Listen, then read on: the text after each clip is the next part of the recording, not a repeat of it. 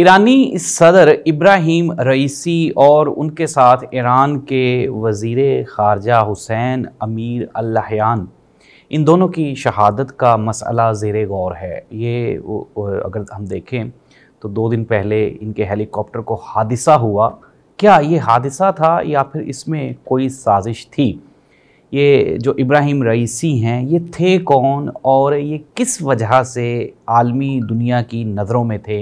ये वो तमाम सवालात हैं जो इस एक्सीडेंट के साथ डायरेक्टली लिंक्ड हैं।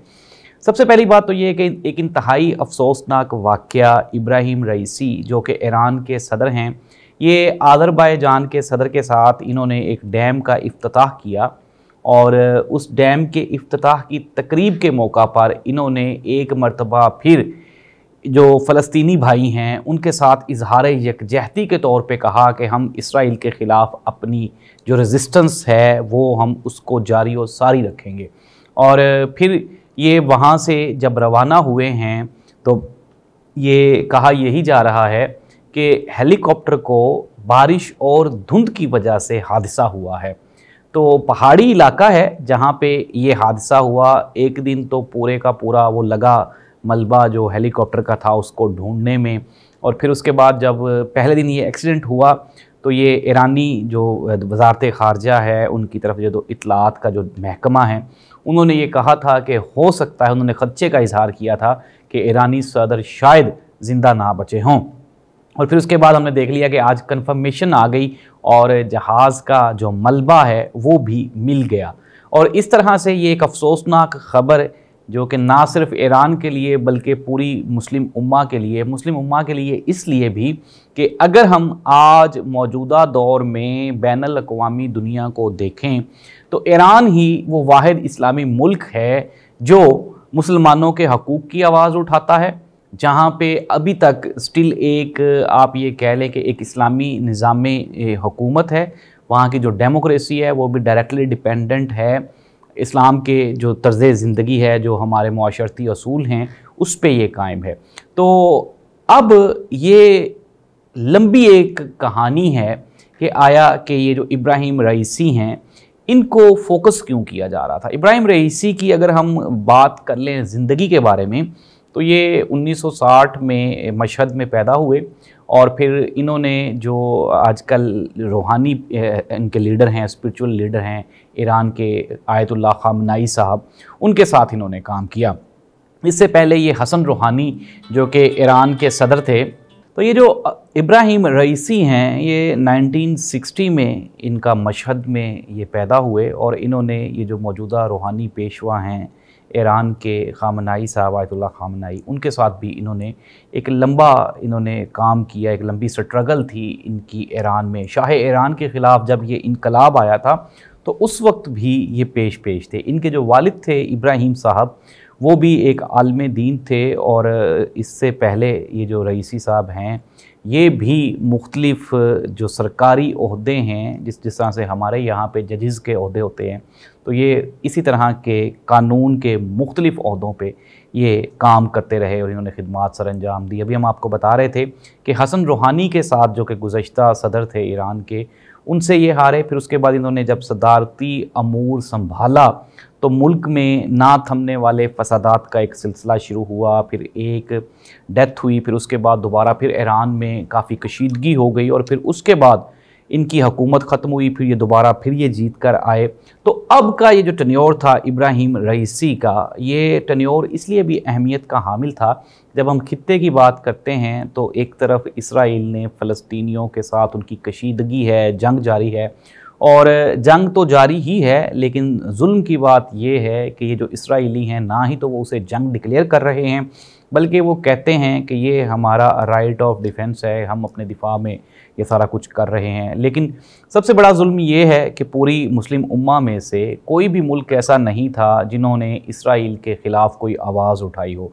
तो ऐसी सूरत हाल में हमने देखा कि गुज़श्ता इसी महीने में गालबन जब ईरान ने इसराइल के ऊपर ड्रोन्स और रॉकेट्स के साथ अटैक किया तो उसके बाद इब्राहिम रईसी को ये एक अहमियत मिल गई मुस्लिम उम्मा में। फिर उसके बाद उन्होंने अभी रिसेंटली पाकिस्तान का दौरा भी किया और यहाँ पे भी वो मरकज़ निगाह रहे।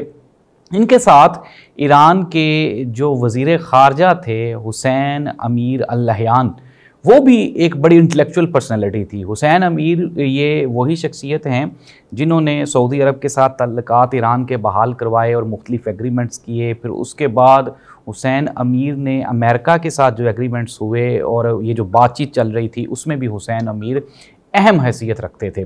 और ये दो शख्सियात का एक ही हेलीकॉप्टर में सवार होना, फिर वो अज़रबैजान के सदर के साथ वहाँ पे डैम का इफ्तिताह करना, और फिर उसके बाद ये एक नेग्लिजेंस है अभी तक तो ये एक नेग्लिजेंस लग रही है, लेकिन ये खदशा आप इसको बिल्कुल भी अपने डिस्कशन से बाहर नहीं कर सकते कि इसराइल को इब्राहिम रईसी एक आंख भी नहीं भा रहे थे। और आपको पता है, अगर हम आजकल इंटरनेशनल एस्टेब्लिशमेंट की बात करें तो इसराइल उसमें एक अहम रोल प्ले करता है, और हम सब लोग जानते ही हैं कि इसराइल के पीछे फिर अमेरिका भी खड़ा हुआ है और फिर सऊदी अरब भी। लेकिन अभी तक जो ईरानी दफ्तर ख़ारजा है उसकी तरफ से इसको एक हादसा करार दिया जा रहा है, और कहा यही जा रहा है कि ये जो हेलीकॉप्टर है ये उड़ा है अज़रबैजान से, और फिर जब ये पहाड़ों में आया है तो बारिश और धुंध की वजह से ये क्रैश कर गया है। और फिर उसके बाद आज अर्ली मॉर्निंग इसका को मलबा भी मिल गया था। रेड क्रिसेंट के नुमाइंदगान भी वहाँ पे मौजूद थे, और इन तमाम की मौजूदगी में फिर उसके बाद सरकारी तौर पे ये अनाउंसमेंट कर दी गई है कि ईरान के जो सदर हैं और उनके साथ जो वज़ीर ख़ारजा हैं, उनके सदर इब्राहिम रईसी और उनके जो वज़ीर ख़ारजा थे हुसैन अमीर, ये दोनों शहीद हो गए हैं। ईरान में जो उनके रूहानी पेशवा हैं आयतुल्लाह ख़ामेनी साहब, उन्होंने 5 रोज़ के शोक का ऐलान किया है, और उसके बाद दोबारा फिर ईरान का नया सदर ये इलेक्ट हो जाएगा या सिलेक्ट हो जाएगा। नाज़रीन, ये अब कहा जा रहा है कि शायद हो सकता है कि नए सदर के आने से कोई पॉलिसी ईरान की बदल जाएगी, या फिर इसराइल और सऊदी अरब के साथ मामलात और तरह से हो जाएंगे। तो इस चीज़ पे अगर हम थोड़ी सी बातचीत कर लें तो आपको समझने में आसानी हो जाएगी कि जिस तरह से अगर हम बड़े जो दुनिया के ममालिक हैं जैसे कि अमेरिका है, अब अमेरिका में कोई भी प्रेसिडेंट आ जाए लेकिन उनकी पॉलिसीज़ अप्रोक्सीमेटली तकरीबन सेम रहती हैं। सिमिलरली अगर हम सऊदी अरब की बात कर लें, सऊदी अरब में बादशाहत का निज़ाम है, वहाँ पे भी अगर बादशाह चेंज भी हुआ है तो जो ऐसी जो इकोनॉमिकल पॉलिसीज़ हैं, जो वहाँ पे उनकी जो ख़ारजा पॉलिसीज़ हैं, वो तकरीबन सेम ही हैं सऊदी अरब की भी गुज़श्ता कई दहाइयों से। तो ऐसी ही ये जो सूरत हाल है वो ईरान में भी है। ईरान में चूँकि इस्लामी निज़ाम में हुकूमत है और वहाँ पे शरीयती निज़ाम है, शरई निज़ाम है, और उनके जो स्पिरिचुअल लीडर होते हैं आयतुल्लाह ख़ामेनी साहब, वो सारे अमूर को देख रहे होते हैं, और डेमोक्रेटिक प्रोसेस को चलाने के लिए सदर और फिर उसके बाद सारी की सारी काबीना होती है। तो ऐसी सूरत हाल में जब ये सदर चेंज भी हो जाएंगे तो ईरान की जो पॉलिसीज़ हैं ख़ुसूसन इसराइल और अमेरिका और सऊदी अरब के साथ, तो वो वही रहेंगी जो कि चल रही थी। लेकिन मैं दोबारा फिर कह रहा हूँ, इट्स अ ग्रेट लॉस कि ये ना सिर्फ इस्लामी दुनिया के लिए बल्कि इब्राहिम रईसी की एक बहुत बड़ी बात थी कि वो सऊदी अरब के साथ काफ़ी कशीदगी है ईरान की, लेकिन उनके दौर में पहली मरतबा ईरान और सऊदी अरब आपस में बातचीत करने के लिए ना सिर्फ तैयार हो गए थे, बल्कि जो ही ये एक्सीडेंट हुआ तो हमने देखा कि सऊदी हुकूमत की तरफ से उनको ये ऑफ़र की गई कि हम ये जो इनके हेलीकॉप्टर का मलबा है उसको ढूंढने में आपकी हेल्प भी कर सकते हैं, और आपके लिए जितनी भी सर्विसेज हैं वो हम आपको प्रोवाइड कर सकते हैं। एक अच्छा आगाज़ है बातचीत का। देखें, अब ख़ित्ते की जो सूरत हाल है और जो फ़लस्तीनियों के साथ जो कुछ वहाँ पे हो रहा है वो काबिल मज़म्मत है, और सऊदी अरब की और तरह की पॉलिसीज़ हैं, ईरान की और तरह की पॉलिसीज़ हैं। लेकिन नाज़रीन, अगर हम कंक्लूड कर लें चीज़ों को, तो अनटिल अनलेस मुस्लिम उम्मा जब तक एक ही झंडे के तले जमा नहीं हो जाती, तब तक इस तरह के जो जुल्म हैं और जो ज़्यादतियाँ हैं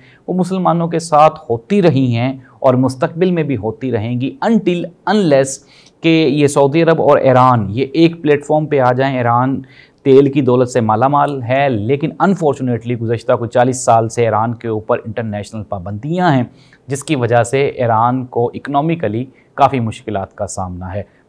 हमारी जो ताज़ियत है, हमारा इजहार हमदर्दी है, अल्लाह ताला उनके ईरान के सदर, उनके वज़ीर ख़ारजा और हेलीकॉप्टर में शहीद होने वाले तमाम जितने भी शोहदा हैं उनके दर्जात बुलंद फरमाए, उनकी मग़फ़रत फरमाए, और ईरानी कौम को ऐसी संगीन सूरत हाल में सब्र जमील अता फरमाए। लेकिन ये मैं आपको आज के प्रोग्राम में, आप ये मेरी बात ये रिकॉर्ड पे रहेगी, मैं आपको ये बता रहा हूँ कि हादसे के साथ साथ साजिश का अंसर इसमें मुलव्विस रहेगा। ये आज या कल या आफ्टर अ फ्यू ईयर्स ये चीज़ साबित हो जाएगी कि कहीं ना कहीं कोई ना कोई बड़ी गलती या बड़ी साजिश इसमें शामिल थी। अल्लाह पाकिस्तान का और मुसलमानों का हामी और नासिर हो। अल्लाह हाफिज़।